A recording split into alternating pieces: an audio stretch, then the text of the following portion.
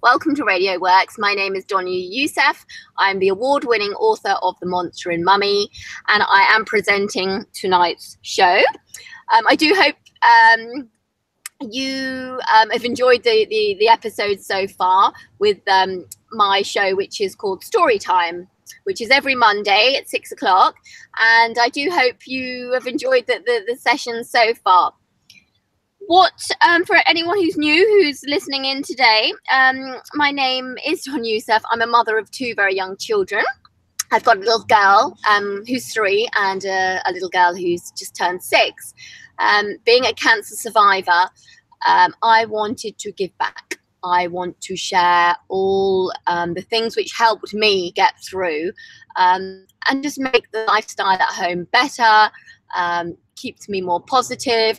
So all the things I've learned along the way during my cancer diagnosis, I just would love to share with you. And one of the things which is really, really important is being able to communicate effectively with your children, to take away the strains and the pressures at home, because it is a very tense time. You know, everyone's high on emotions, you know, it's just, and children who can't even read yet, they still pick up on things. And I've experienced this firsthand, and I know it's very, very important. Obviously, I did a lot of research on how to communicate effectively with the children. And once I did my research and I spoke to mine, it really did help. So I'm here to share all this wonderful news with you too. So every week I read stories, inspiring stories. So it would be great if you and your children would love to join in to today's story. Obviously, not only adults get cancer, but children also do get cancer. So I wanted to read to you today a story about a little girl who was diagnosed with leukemia when she was 9 years old. The book is written in her voice, and it will give you an honest, hopeful, and even funny look at what it's really like to kick cancer.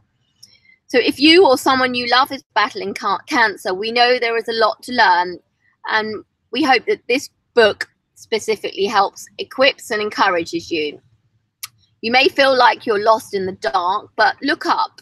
Hopefully you will see bright, shining stars in the kindness of friends and family that will guide you through the journey.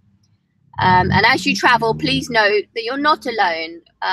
There's always someone out there to help you. Cancer is tough, yes, but together with support and communicating effectively with everyone, we are tougher. So today's little book is called The Puddle Jumper's Guide to Kicking Cancer. And as I said, this is written from a little girl who has cancer. So it's from her perspective. So this is what a child's views on it. Oh, okay, ready to start. Hi there, my name is Gracie. Thank you for reading my story. I hope it helps you. I'm pretty much just a normal kid. I am a soccer player, artist, and a puddle jumper. I also have cancer. Get out, cancer! Having cancer just means something's growing inside my body that shouldn't be there.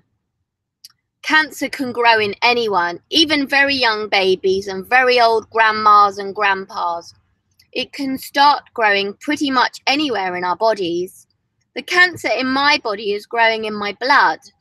The fancy name for my kind of cancer is called leukemia.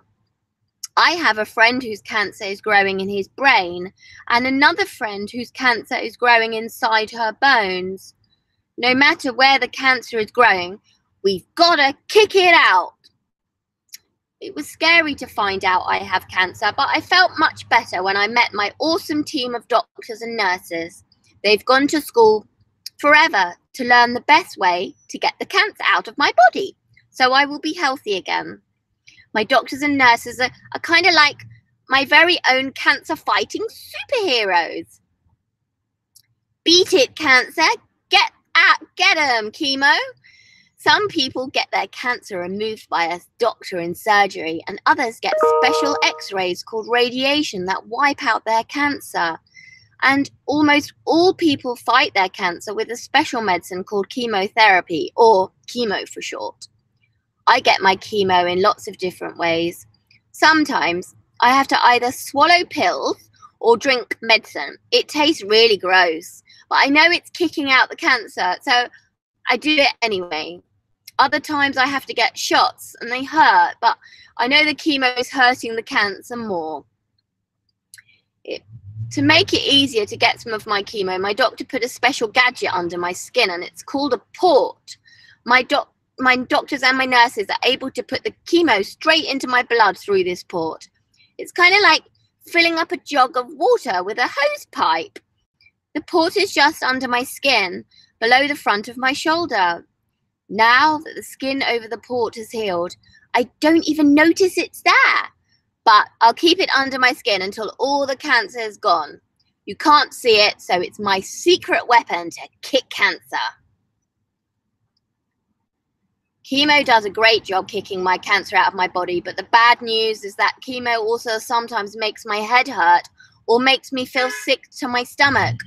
My doctor gives me medicine that usually helps, but sometimes I will still throw up. Yuck! Some days it makes me feel really tired, so I need to rest on the couch and read or watch TV. It's also sometimes hard for me to poop, and I need medicine to get things moving, as Mummy says. So the nurse is always asking me when I last pooped, which is embarrassing, but it's also quite funny. Other days, I feel totally normal. I get to ride my scooter, I get to go sledging, or I jump in muddy puddles. Last time I played in the rain. Mummy said it reminded her of how I deal with having cancer. She said, some people let rain spoil their whole day, but instead of thinking about what you can't do because of the rain, you find a way to still have fun. I love the days when I feel great because I kind of forget that I have cancer for a while and I get to just be a normal kid again. I'm even happy on these days to go back to school. Well, at least to see my friends and play at recess. Probably the hardest part of chemo is that it made my hair fall out. Don't worry, it'll grow back, but it was still awful to lose it. I feel very different from the other children. Sometimes I wear hats or a wig. The wig looks really good, but it's pretty scratchy and it gets really hot. I'm sure I'll be happy when my hair grows back. Like I said, the chemo does a super job at kicking out my cancer, but it also kicks out some of the parts in my body that help me fight germs. So it's really easy for me to get sick while I'm on taking chemo. Because of this, we all have to wash our hands all the time, and I take more baths or showers. If I'm somewhere really germy while my germ-fighting cells are low, I have to wear gloves or a mask over my mouth. Daddy says we also need to clean our fruits and vegetables in water and vinegar, and I'm not allowed to eat any leftover food, but that's totally fine by me. If I get a fever, I need to go to the hospital right away so my doctors can give me medicine to stop my fever. Once I'm better, I get to go home again, but sometimes I stay in the hospital overnight for a while. Mum and Dad says it's a good chance to do things I normally don't have enough time to do, like play cards or learn chess or even learn a new language. Plus, people visit me and usually bring me gifts, which is great fun. I've got so many stuffed animals that I have to share them with my sisters, but it's okay. I know cancer's hard on them too. Sometimes I have to miss fun activities because I'm too sick to go, and my sisters miss Mum and Dad when they stay with me at the hospital. Even if they don't know how to say it, I know that they are sad and that I'm sick and want me to get better fast. So it's only fair that they get to share some of the gifts, as long as I get to pick the ones I want first. Kicking cancer is kind of like riding a roller coaster. There are highs and lows. Sometimes I wonder if it's my fault that I have cancer, but I know it's not anyone's fault. There are just times when bad things happen for no reason at all. Of course, it's hard on Mum and Dad too. I've even seen them cry because they are sad, and I have to go through all of this. And there are times I feel sad too, and sometimes I feel mad and I want to scream. One time Mum and I both felt like screaming, so you know what? We did. We just started screaming and shouting, and we screamed and shouted so hard we actually ended up laughing.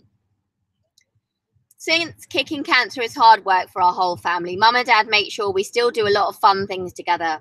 It's great to know I don't need to kick cancer all on my own. My family and friends are with me every step of the way. We may not like that I have cancer, but love is what's helping me kick it. Thank you for reading my story. If you or someone you love has cancer, I really hope my story helps you. I know it might seem like a sad story, but I like to think of it as an adventure story. There are times when it's been hard and times when I get tired of taking my medicine and getting shots or feeling sick. But it's like the story about the little train who needed to climb the tall mountain to bring good food and toys to the kids on the other side. I'm kind of like that little train.